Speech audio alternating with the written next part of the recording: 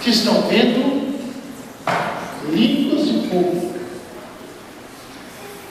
E nessa língua maior, o Espírito Santo. Hoje celebramos a festa de Pentecostes. Há 6 semanas atrás, esse sino foi aceso nessa igreja.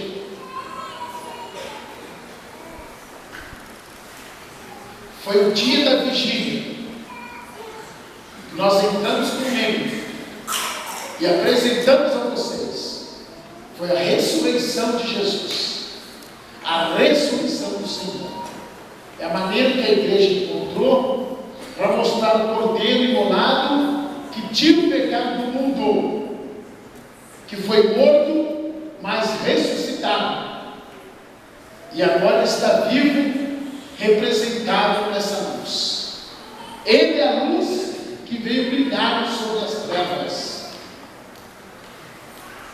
Ele ficou 6 semanas trabalhando os corações dos discípulos. Domingo passado, na 6ª semana da Páscoa, é a ascensão do Senhor. Ele volta para o Pai, de onde ele tinha saído. Mas ele disse para os seus discípulos que vocês não ficarão órfãos. Eu não vou abandoná-los e deixá-los órfãos. O meu Pai enviará o meu Espírito sobre vocês, e ele permanecerá convosco todos os dias até o fim do mundo. Então hoje, 7ª semana, nós também iremos apagar essa vela, esse sino. Solenemente hoje aqui, antes da bênção final, nós vamos apagar, porque já acabou o ciclo da Páscoa, concluído com o Pentecostes, a festa de hoje. Porque Jesus prometeu e cumpriu. Vamos dizer juntos: Jesus prometeu e cumpriu. De novo, Jesus prometeu e cumpriu, mandando o seu Espírito sobre nós. Jesus é o cumpridor das promessas. Jesus cumpriu o que ele tinha dito antes de subir. É preciso que eu vá. É preciso que eu volte ao Pai. Porque se eu não for, vocês não receberão o Paráclito, o Espírito Santo daquilo que é meu. Ele será o vosso advogado, será o justiceiro, e ele dará testemunho das minhas obras aqui na terra. Ele revelará a vocês a verdade. A verdade. Esta é a função, é a definição do Espírito Santo, nessa promessa que Jesus fez e realizou. O segundo ponto é que não saia da cidade. Dizia a leitura para nós: não saia da cidade, fiquem aí em Jerusalém e não se afaste dela, porque era em Jerusalém, na cidade onde Jesus foi morto, de onde ele também ressuscitou e que subiu aos céus, e que agora ele vai realizar plenamente essa promessa. Ele fala aos discípulos que eles permaneçam na cidade, não saiam, que vocês serão revestidos da força do alto. Vocês serão revestidos da força do alto. É um revestimento. E essa força vem de Deus. Essa força vem que enviará do meu Espírito e repousará sobre vocês. Então vocês não saiam, não se distanciem e não se ausente, porque vocês serão agora revestidos da força do alto. Terceiro ponto é a infusão. A infusão do Espírito Santo. Mas antes, nós temos que diferenciar o Espírito Santo do Antigo Testamento, Pentecostes. Aconteceu Pentecostes no Êxodo. Lá também aconteceu Pentecostes. Mas é diferente desse atual. Lá, Deus estava no meio do fogo, no deserto, e os israelitas, temorosos, não se aproximaram. Então não aconteceu efetivamente o Pentecostes, porque Deus estava no meio do fogo, mas aqueles homens não receberam o Espírito Santo. Eles não chegaram, não se aproximaram, porque tinham temor. Diferente desse Pentecostes, diferente do que os israelitas celebraram no deserto. Esse Pentecostes, há uma diferença, uma grande diferença. Deus enviou sobre os apóstolos, dentro daquele cenário, o Espírito Santo, em forma de fogo, conforme você vê lá, ou aqui também, esse pano bonito, maravilhoso, cobrido com uma bala. Então, em forma de fogo, ele desce em línguas de fogo, e cada língua de fogo, ela tem um grande significado. Mas na verdade é um conjunto de coisas, um conjunto de caracteres, um conjunto de dons, que é os 7 dons. Os 7 dons estavam unidos, composto, indissolúvel, inquebrável, que desceu em forma de línguas e repousou sobre a cabeça dos que estavam no cenário, os apóstolos e Maria. Então eles foram revestidos dessa força que veio do alto, porque eles não se ausentaram. E esse Pentecostes é diferente do outro. O outro não revestiu as pessoas. O outro não deu força aos israelitas, não deu movimento aos israelitas. Mas esse daqui não. Esse vem com força.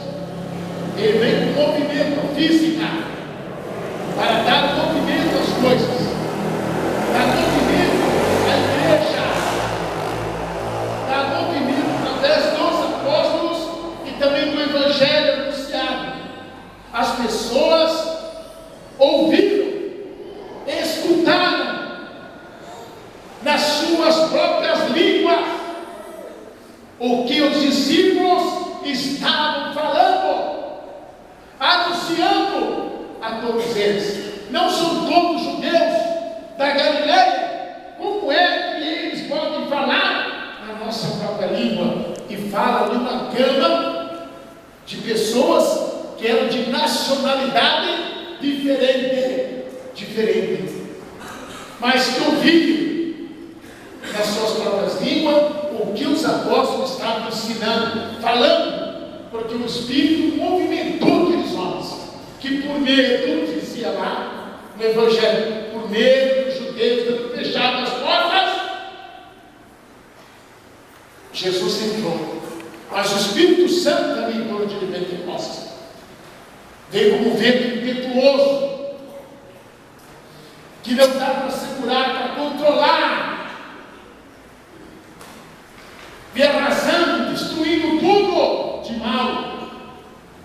e abrindo as janelas, uma nova primavera, algo novo, diferente, de extraordinário, aconteceu naquele dia no Pentecostes.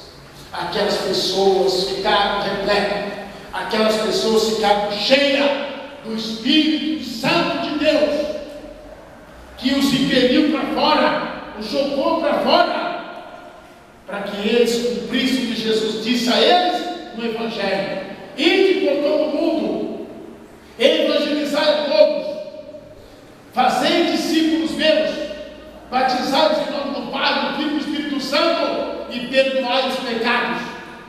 Se vocês beberem veneno ou pisarem numa cobra mortal, vocês não sentirão nada. Não sentirão nada.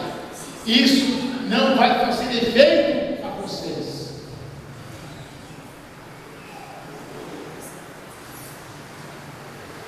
Essa é a beleza do Pentecostes. É a igreja que vai ao encontro, uma igreja missionária, não é uma igreja parada. Hoje quem assistiu a Santa Missa do Papa, não sei se vocês ouviram, ele disse: eu prefiro uma igreja que se suja, do que uma igreja imácula, parada, inerte, que não faz nada. É o risco. Olha na internet, vocês vão ver com certeza. Eu prefiro uma igreja que se suja, do que uma igreja imácula, pura, mas parada, inerte, de gabinete. Novamente o padre recomenda aos missionários, leigos e religiosos: vão para frente, evangelize, leve o evangelho da salvação, leve o evangelho da libertação, leve o evangelho do amor, leve o evangelho da paz para os sofridos, os derrotados, os desanimados, os que estão impedidos nas periferias superficiais, as cadeias. Tivemos uma reunião dos padres quinta-feira, ridículo.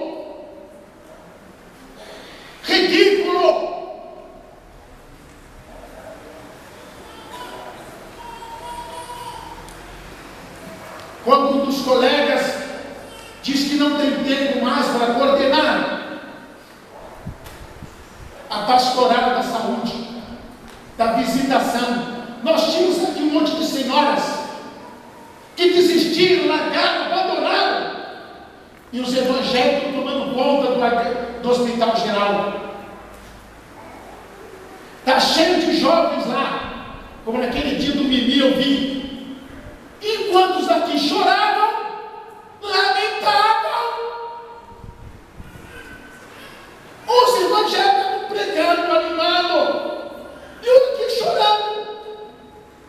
Acabou o Mimi, enterrou o Mimi, e acabou também o pranto e o choro, e continuamos na mesma lenga-lenga.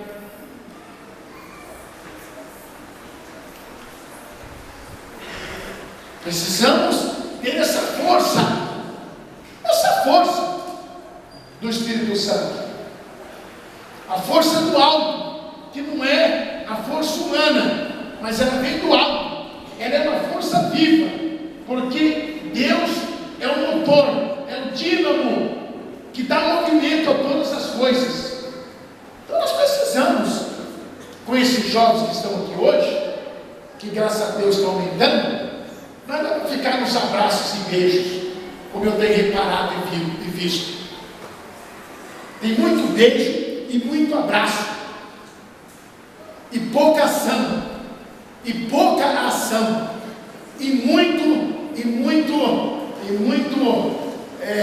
muitas fotos chamadas selfie.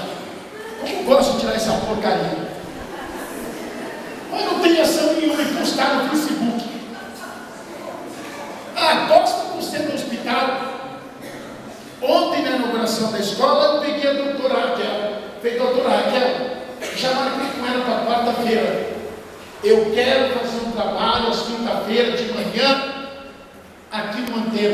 Padre, pode ir lá. Nós vamos reformar comigo. Tem que fazer visita lá.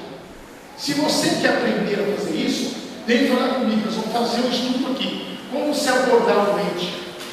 Não é chegando perguntar o que ele tem. Ele está doente, você perguntar. O que o senhor tem? Você não é médico. Não é médico. Médico pergunta, o que o senhor tem? Afinal de contas, né? Você tem que chegar lá e saber que ele está doente e está lá no hospital. Está acamado. Ele está de cama. Então você tem que levar uma palavra de conforto a ele. De domingo, tem doente na enfermaria que não recebe. Porque a família está ocupada em almoçar, nos restaurantes, passear, andar, ir para shopping, ir para os campos, e também para ali os parques, Vila-Lobo e tantos outros por aí, mas não vão visitar o doente. Então, ao invés de você ter ido nos abraços, que eu não sei aonde, vai abraçar o doente lá vai abraçar o doente lá de ouro. Vai lá, abraça aquele doente, se joga em cima daquele doente, aprenda a fazer isso. Aqui não tem no pertinho. Isso é um trabalho missionário. Olha, eu quero entrar de novo naquela favela que tem aqui embaixo. Descemos aqui e entramos lá. Quem estou lá de novo? Quem ia comigo lá no Solival da filha dele? Largamos de ir. Pertence à paróquia. Acha que pertence para o vizinho. Está abandonado, está jogado lá. Onde o Inácio mora, que é no Santo Pátio. Vamos lá fazer um trabalho. Vamos lá fazer um trabalho todos os sábados. De grupo lá, 10 e 10.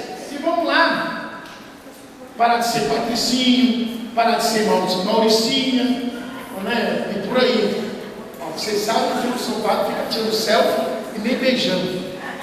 Eu estou aqui só por uma coisa. O meu negócio é trabalhar e cobrar. Por isso que eu sou o diabo. Eu tenho que ficar passando, alisando ali. Tem que alisar. Quem gosta de alisar é chapinha. Eu não aliso ninguém. O meu negócio é fazer vocês trabalhar. E trabalhar com vocês. Com vocês. Não jogar vocês no fogo ou jogar vocês na boca do leão. Tem que ir junto com vocês. Então, eu estou falando para os jovens. Vocês querem fazer o que Jesus está dizendo? É isso. Saia desse vento impetuoso. Receba a força do Espírito Santo. E se preparem. Se preparem. Leia a Bíblia. Estude o catecismo da igreja. O SIC. Estude o catecismo da igreja Vitória. Ali tem coisas lindas, maravilhosas, que você não sabe, mas que está imprimido naquelas páginas bonitas. E que você pode ser um grande pregador, um grande profeta, um intérprete da palavra, dom do milagre, dom da profecia, o doutor que vai falar São Paulo. Vem conosco. Vem conosco, vamos fazer uma igreja renovada, edificada, cheia do Espírito Santo, que nos impele e nos joga para fazer com que as pessoas que não conhecem Jesus Cristo, que não ouviram falar de Jesus, ou que se recusa a ouvir o nome de Jesus, nós temos que arriscar. Temos que arriscar. Ai de mim se eu não disser a verdade que eu ouvi. Ai de mim se eu não disser a verdade que eu ouvi. Jeremias. Portanto, esse fogo é diferente daquele do deserto. Ele vem com fogo impetuoso, em vários livros de fogo, repousa sobre aqueles homens e o reveste, os reveste como casulo, a minha caçula, de força. E os impérios para fora. Império para fora. Vamos para fora. E é o batismo. É o chamado batismo do Espírito Santo. O que é o batismo do Espírito Santo, Guilherme? Vou passar a bola para você agora.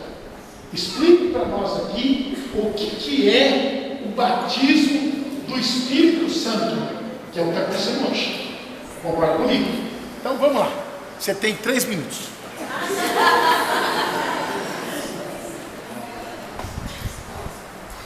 O batismo no Espírito Santo não é nada mais, nada menos, é um nome dado, não é? A ação do Espírito Santo quando a pessoa experimenta pela primeira vez ali a ação desse Espírito Santo, que é a terceira pessoa da Santíssima Trindade.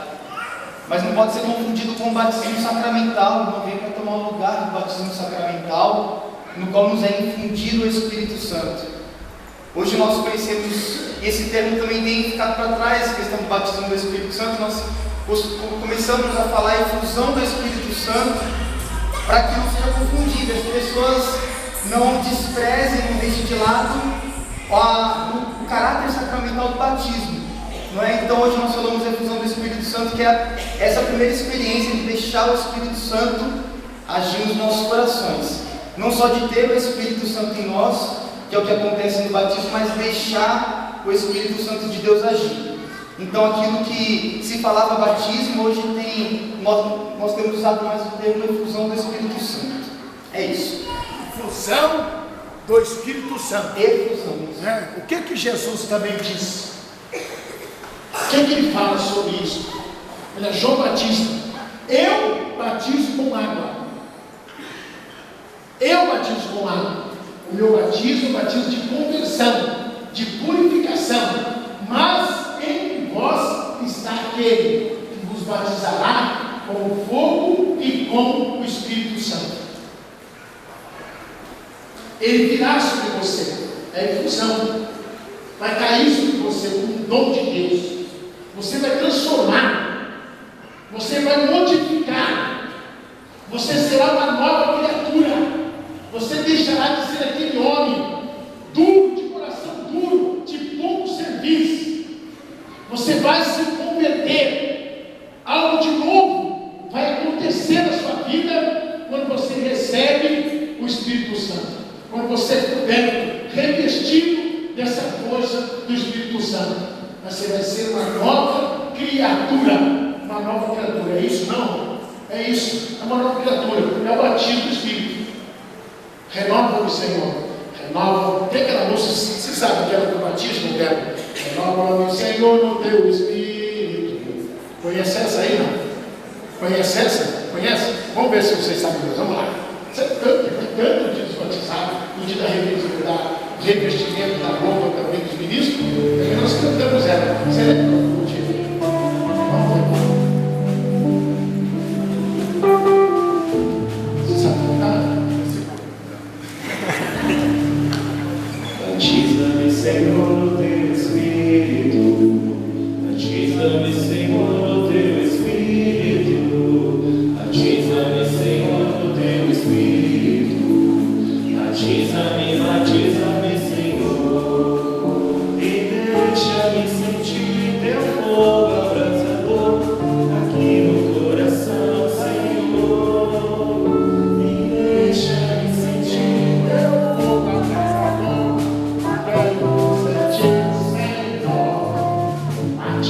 Senhor, no teu Espírito. Batiza-me, Senhor, no teu Espírito. Batiza-me, Senhor, no teu Espírito.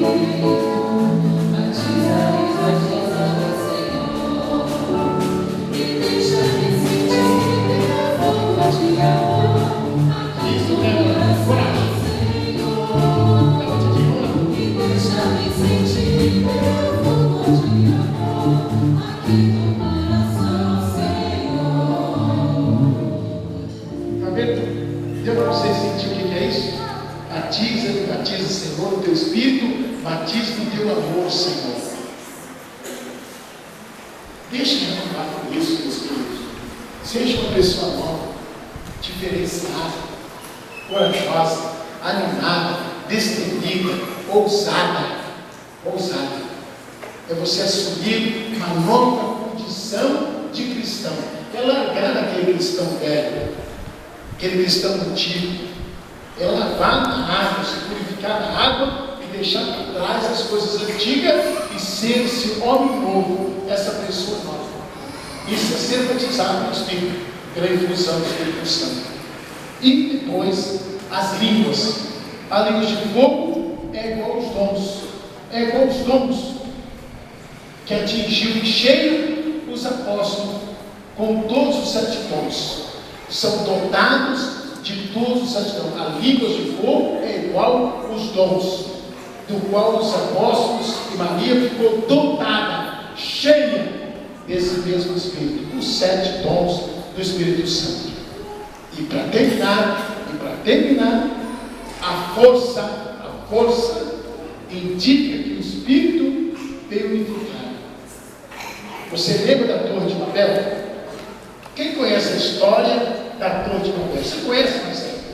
Da Torre de Babel? Então, nada para nós rapidamente. Mas são medrosos, não? Você era catequista, você não era catequista? Fala aí para nós, o que significa a Torre de Babel? Então, tem que ver. Quem é que sabe? Vou pegar uma jovem para você depois. Quem é que sabe que o jovem catequista aí? O que significa a Torre de Babel? A Torre de Babel. Quem é que sabe? Alguns de vocês sabem? A Torre de Babel?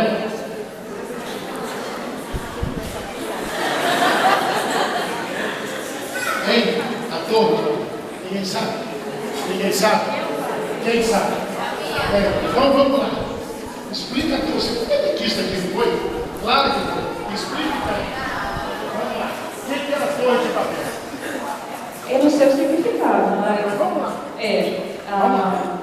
Os homens queriam criar uma cidade onde eles pudessem ficar, né, e não sair dali, e aí resolveram criar uma torre que ia até o céu. Então, Deus desceu até a terra, né, e dispensou.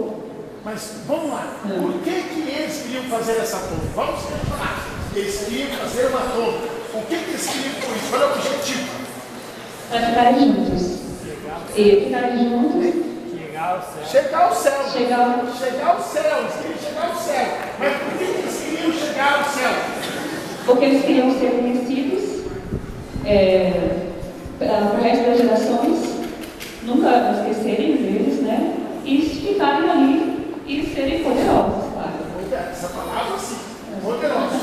Queriam ser poderosos, queriam ser arrogantes, eles deixaram o orgulho sobressair, e essa Torre de Babel significa então que eles identificaram uma força contrária ao projeto de Deus. Deus então encerrou, parou, fez com que a torre não seguisse à frente. E houve então o quê? O que aconteceu lá? O que aconteceu? Então fala bem alto aqui no microfone. O que aconteceu? O Deus ele fez trocar todas as línguas, confundir tudo. De todo mundo, não foi? Ela está dizendo que Deus fez trocar todas as línguas. Trocou a língua. Olha, hoje eu ouvi a melhor definição. Ninguém deu língua na casa em lugar nenhum.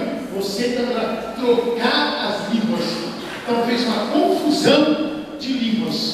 Agora, esse novo Pentecostes, ele vem para edificar. Ele vem para corrigir. Porque nós devemos falar na mesma língua. Então o que Deus confundiu lá, com esse Pentecostes, ele quer reconstruir, retificar, fazer comunhão entre os irmãos. E nós temos que falar a língua dos anjos, a língua do amor, a língua da caridade, da paciência. Esse é o grande significado hoje.